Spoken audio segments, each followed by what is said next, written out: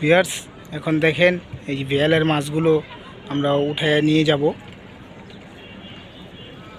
মাশাআল্লাহ ভালো মাছ হইছে, বলে ডাইলা দি।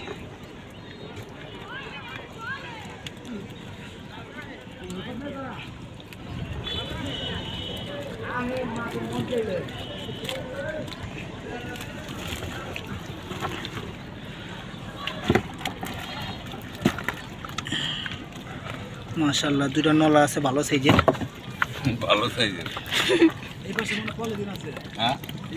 আবার মিনি মাছও আছে। এই দেখেন মিনি মাছ,